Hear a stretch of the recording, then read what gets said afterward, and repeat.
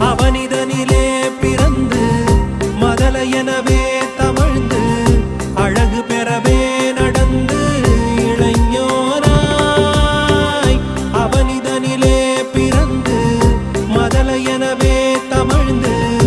அழகு பெறவே நடந்து இளைஞனாய் அருமழலையே மிகுந்து குதலை மொழியே புகன்று அதிவிதமதாய் வளர்ந்து பதினாராய் அருமழலையே மிகுந்து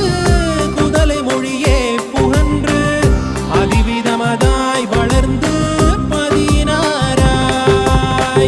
சிவ